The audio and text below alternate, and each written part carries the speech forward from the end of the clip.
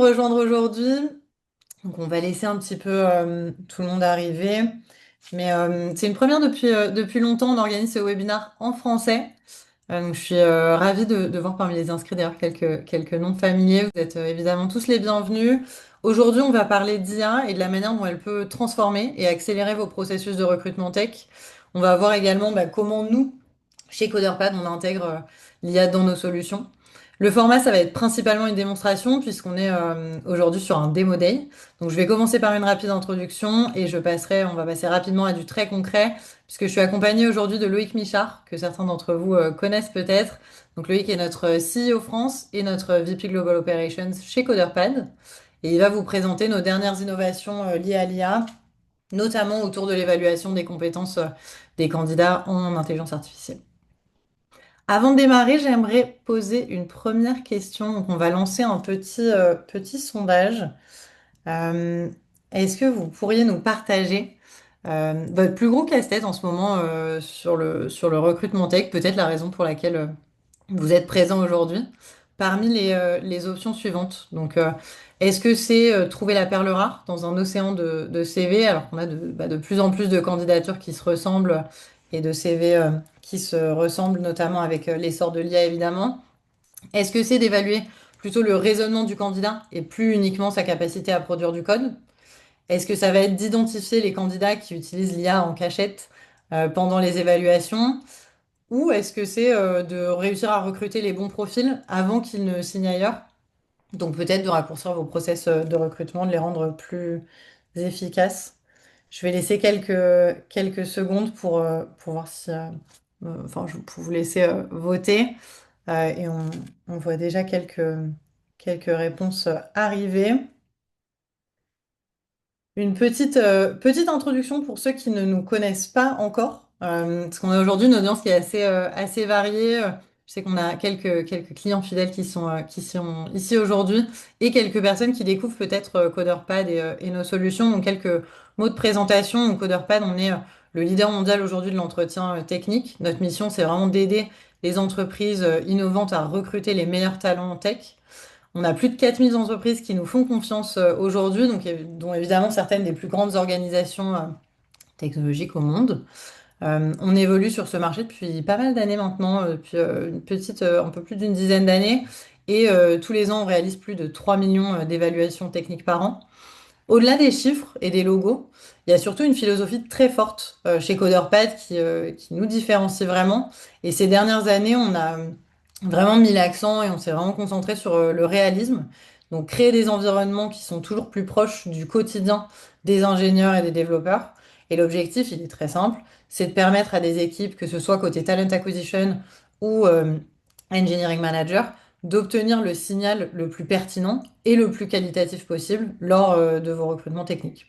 Donc le réalisme, il est au cœur de notre approche produit et c'est un sujet sur lequel on travaille vraiment main dans la main avec nos clients. Euh, Parmi ces clients, on a la chance d'accompagner évidemment de très belles entreprises, dont les entreprises les plus innovantes au monde. Et si on aime bien présenter, moi j'aime bien présenter cette slide, on est évidemment très fiers. C'est aussi parce que notre manière de travailler, c'est vraiment la collaboration avec nos clients. Et c'est ça qui nous permet vraiment de proposer des innovations qui sont pertinentes et qui correspondent à votre quotidien. Nous, on développe nos solutions main dans la main notamment avec ces entreprises qui sont les plus avancées, que ce soit sur la partie recrutement, mais pas uniquement, hein, vraiment sur l'aspect ingénieur et tech au global. Et donc évidemment, certains des logos que vous voyez ici, comme OpenAI qui utilise CoderPad au quotidien ou Doctolib, on a aussi des jolis logos français, nous aident au quotidien, ont inspiré une partie des innovations que vous allez voir aujourd'hui. Parfois, les ont même demandé directement. Et donc voilà, c'est pas uniquement pour se vanter, mais ça fait complètement partie de notre philosophie. Une deuxième petite question pour vous aujourd'hui, puisqu'on va rentrer un petit peu dans le vif du sujet qui est l'IA. Euh, Aujourd'hui, vous en êtes dans l'intégration de l'IA dans vos process de recrutement. Est-ce que c'est déjà pleinement intégré dans vos processus avec une évaluation concrète de la manière dont les candidats utilisent l'IA. Est-ce que c'est des sujets que vous abordez avec les candidats, vous en parlez pendant les process, mais vous n'évaluez pas leurs compétences? Est-ce que vous tâtonnez? Est-ce que donc, vous êtes en phase d'exploration avec peu de choses réellement, concrètement mises en place? Ou est-ce que c'est pas du tout une priorité pour vous? J'imagine que si vous nous avez rejoints aujourd'hui, on est plutôt sur une des trois premières options. Euh, donc on va en parler un petit peu aujourd'hui. Nous, ce qu'on constate concrètement dans les échanges qu'on a avec nos clients, c'est qu'on est de moins en moins même dans une phase de tâtonnement. L'IA devient une composante à part entière des processus de recrutement. Et au-delà du recrutement, l'IA, ça transforme complètement et profondément le monde du travail. Euh, pour nous, qui mettons évidemment le réalisme au centre de nos produits, c'est essentiel que les évaluations, elles reflètent ça, elles reflètent la réalité du quotidien de vos futurs collaborateurs. Donc c'est pour ça qu'on va parler aujourd'hui de comment on intègre l'IA dès le process de recrutement. Les chiffres parlent d'eux-mêmes aujourd'hui. On sait qu'un candidat sur quatre, statistiquement, quoi qu'il arrive, va utiliser l'IA pendant son process de recrutement. Donc, que vous le souhaitiez ou non, c'est là, ça fait partie déjà des habitudes des candidats. Nous, quand on discute avec nos clients, effectivement, quelque chose qui ressort assez régulièrement. On le sait, dans les prochaines années, dans les 5 prochaines années, il y a près de 70% des compétences qui sont utilisées dans la plupart des métiers qui vont évoluer grâce à l'IA.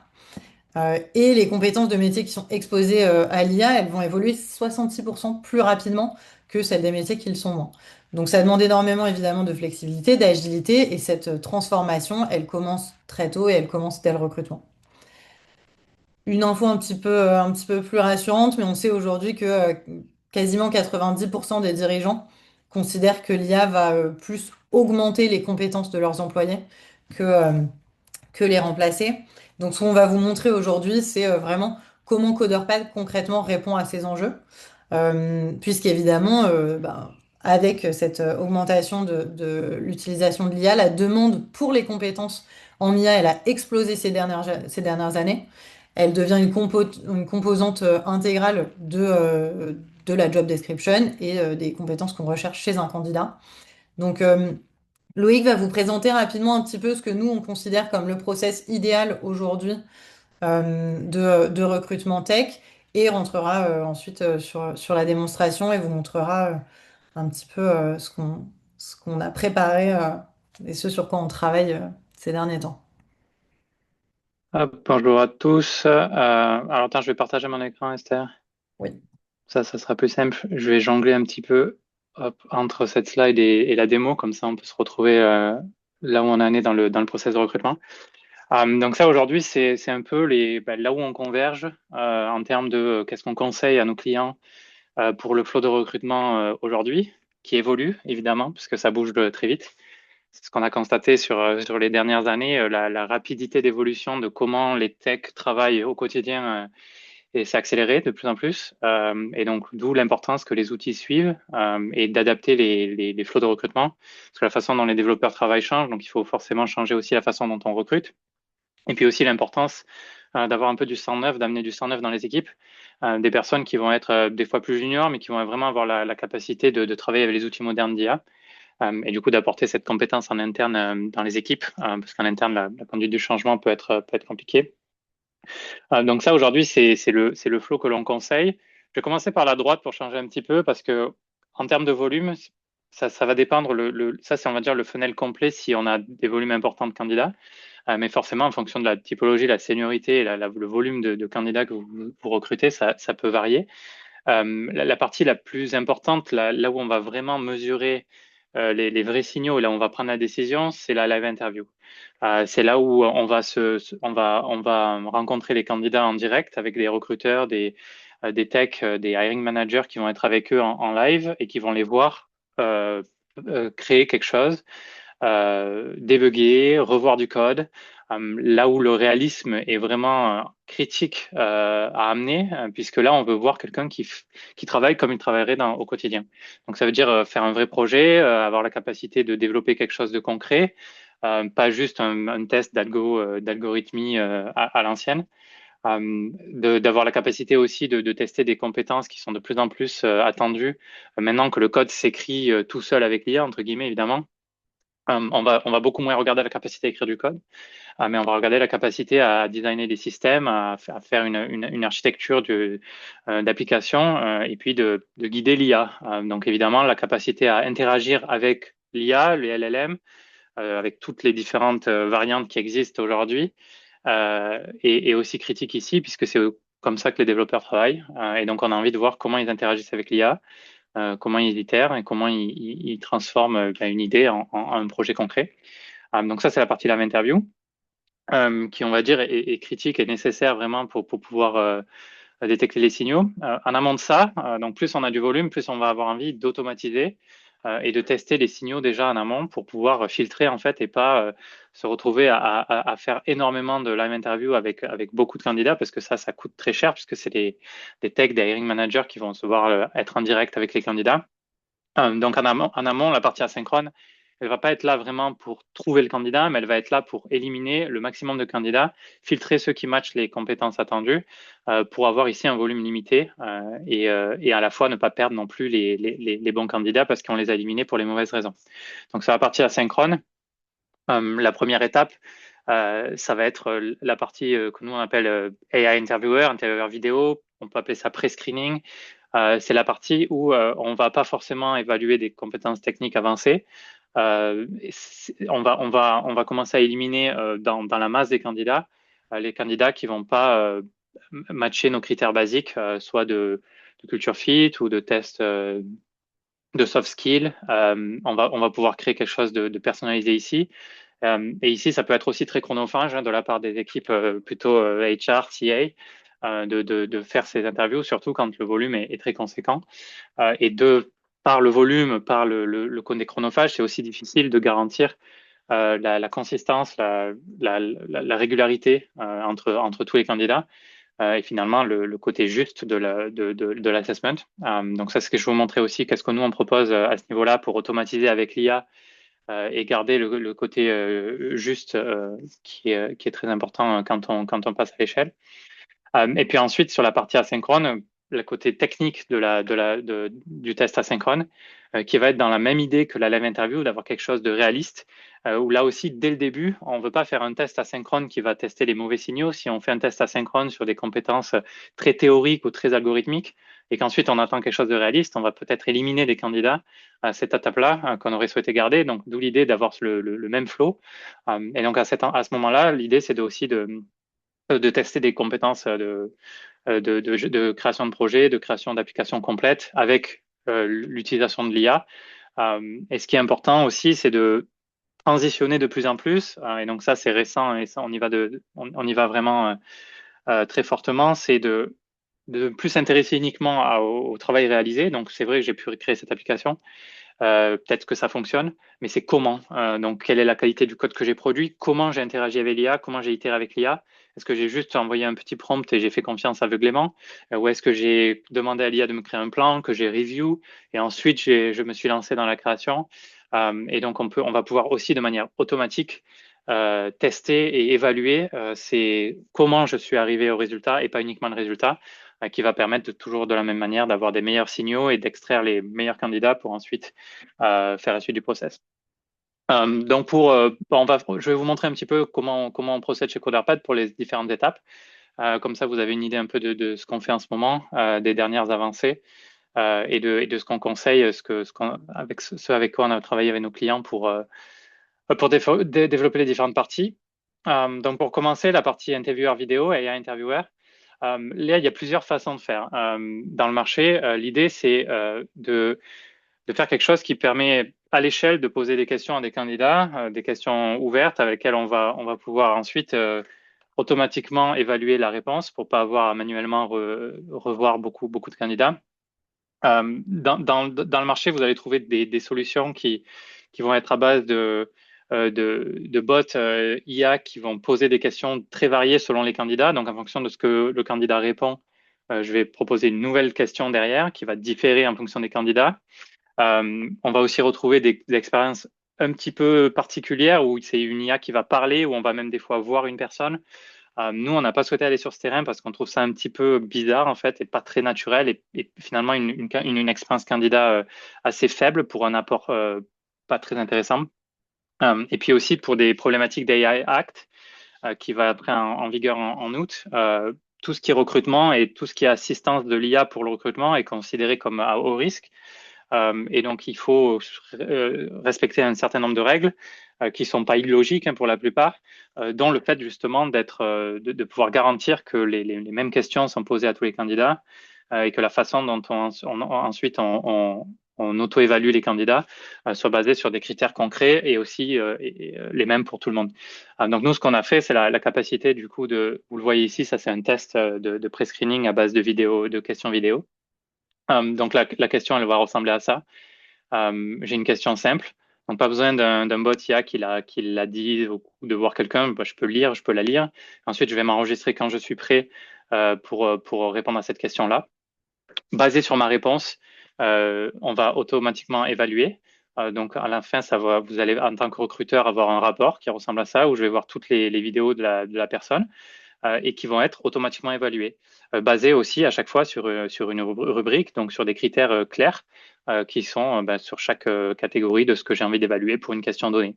Tout ça est évidemment personnalisable, donc on peut créer un ensemble de questions, un ensemble de tests, différents tests en fonction des rôles, et puis on va pouvoir changer aussi les différentes rubriques qui vont être utilisées pour scorer les candidats et qui permettent d'avoir une homogénéité et facilement bah, du coup des rapports détaillés avec l'ensemble des points, pouvoir comparer tous mes candidats à l'échelle et tout ça automatisé, tout en laissant du coup la flexibilité quand même aux candidats et le côté naturel de répondre à une question en vidéo. Donc ça, c'est pour la première étape. Une fois que j'ai fait ça, donc j'ai commencé déjà à filtrer l'ensemble de mes candidats sur mon premier filtre. Ensuite, je vais passer sur la partie réaliste et asynchrone, mes techniques. Donc là, on a développé Projects, qui est la partie, donc je peux vous montrer à quoi ça ressemble rapidement, même si ça parle pas forcément si vous n'êtes pas technique, mais vous allez être quand même familier, je pense, avec la plupart des concepts. L'idée, c'est d'avoir bon, un IDE, c'est là où travaillent les développeurs, qui est extrêmement ressemblant avec avec quoi ils ont l'habitude de travailler. Donc, c'est cursor-like. Et on va retrouver ici, et ça, c'est très important, tous les outils qu'ils utilisent pour être productifs. Donc, il y a un chat IA ici avec tous les derniers modèles. Il y a Claude dans le terminal, si je veux utiliser Claude pour avoir un agent IA complet. Je peux vraiment utiliser tous les outils modernes de développement. Par exemple, là, je peux utiliser Claude et je peux lui dire euh, make this website on page beautiful, dark and red theme. Donc, je peux vraiment interagir de la même manière à ce que je le ferais naturellement dans mon IDE avec les outils modernes. Et tout ce que je fais ici, donc la façon dont j'interagis, la façon dont je vais coder, la façon dont je vais interagir avec l'IA, tout ça est enregistré. Euh, et on peut du coup automatiquement évaluer la performance du candidat basée sur ces interactions. Donc pas uniquement sur est-ce qu'il a réussi l'exercice que j'ai demandé, donc de créer l'application que j'ai demandé par exemple, mais aussi comment il l'a fait et comment il est arrivé là. Et donc ça, je peux vous montrer rapidement comment ça se passe. Je vais attendre hop. Moi, je voulais vous montrer ça, mais bon voilà, on le voit travailler, donc c'est juste pour montrer un exemple. Euh, Ça peut être un petit peu long. Attendre 10 secondes. Il a fait, c'est pas très beautiful pour l'instant. Voilà, il est en train de travailler. Et donc l'idée, c'est de vraiment, je vais pouvoir faire ce que je fais quand je travaille en tant que développeur aujourd'hui, c'est-à-dire vraiment me baser beaucoup là-dessus. Et donc je vais demander à Claude, par exemple, ou à un agent IA, de me dire, donne-moi ton plan, comment tu ferais cette fonctionnalité. Je vais revoir ce qu'il fait. Ensuite, je vais relire son code et puis je vais itérer avec lui en disant non, mais fais ça plutôt de telle manière, fais ça plutôt de telle manière. Et encore une fois, toutes ces interactions vont être enregistrées. C'est l'avantage d'utiliser un outil comme le nôtre. Et du coup, on va pouvoir ensuite auto-évaluer sur toutes ces interactions. Bon, je ne vais pas attendre qu'ils finissent, mais vous avez compris le principe. Et du coup, je vais pouvoir ensuite, dans la question, dans la façon dont je paramètre mon test, et nous, évidemment, on le fait de manière automatique par défaut. Donc, si vous êtes non technique, le test inclura ces critères par défaut. Je vais pouvoir, à base de prompt, automatiquement évaluer le candidat. Donc là, je vais dire par exemple sur l'AI Proficiency, qui est une des compétences qui est de plus en plus attendue. Donc comment j'interagis je vais pouvoir dire, je vais évaluer sa capacité à justement faire les choses dans l'ordre plutôt que de juste à l'aveugle utiliser l'IA. Et je vais avoir encore une fois, du coup, à l'échelle pour tous mes candidats instantanément la capacité d'évaluer cette compétence. Euh, et donc, c'est le cas aussi pour, de manière générale, tous les critères d'un test. Donc, ce que je vois ici, là, dans le test que j'ai créé, qui va inclure, du coup, une question de ce type-là, je peux mettre des questions de type... attends, je mettrai le rapport. Donc, ça, c'est un rapport d'un candidat qui a passé un test de screening. On peut inclure des questions de type vidéo, de la même manière que ce que j'ai montré juste avant. Je peux revoir ce que le candidat a répondu et ça va être automatiquement aussi évalué. Je peux avoir des questions classiques d'algorithmie. Ça peut toujours être intéressant de tester les capacités de quelqu'un à résoudre un problème très simple. Et dans ce cas-là, je vais avoir tout ce qui est triche et activité de triche. Est-ce que la personne a bougé? Est-ce que c'est bien lui qui a répondu? Est-ce qu'il est sorti de l'environnement? Donc ça permet de quand même tester des compétences fondamentales. Euh, une fonctionnalité qu'on a aussi, c'est le follow-up question.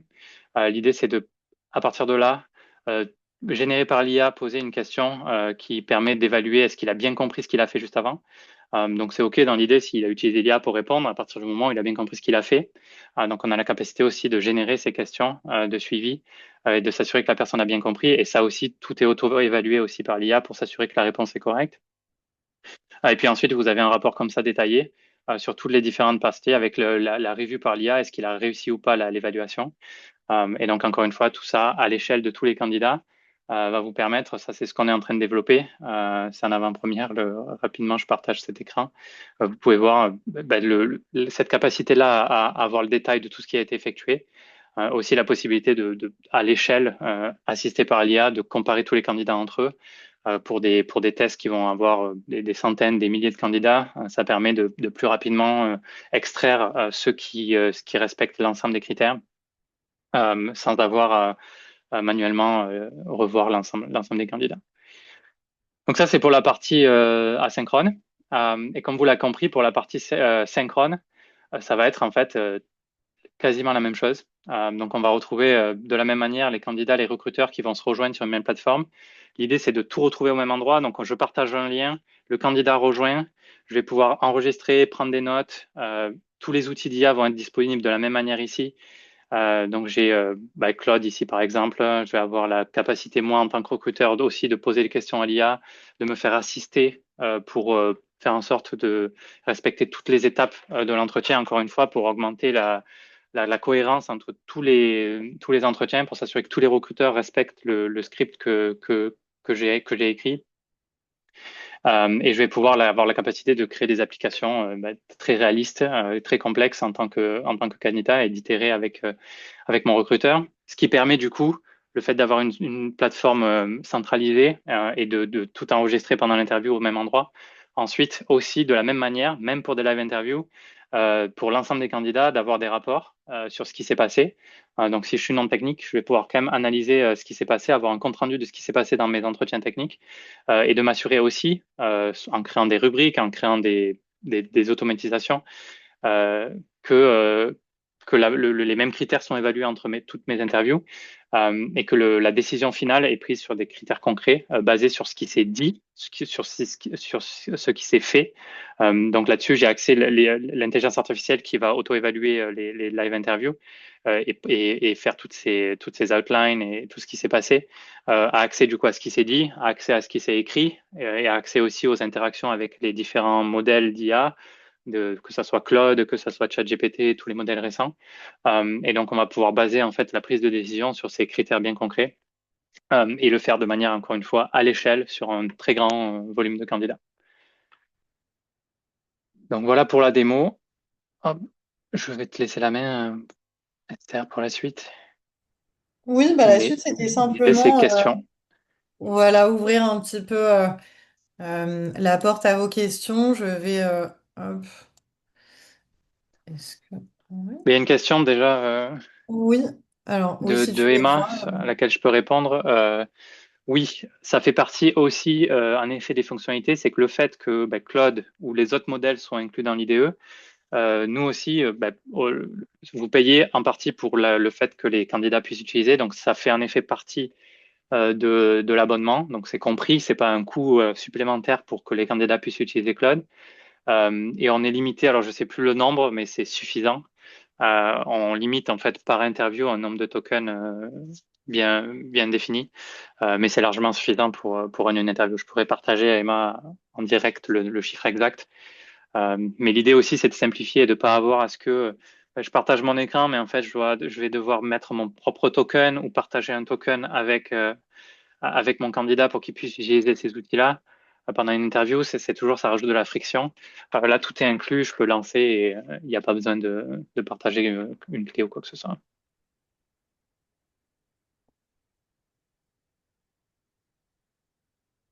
Est-ce qu'on a d'autres questions?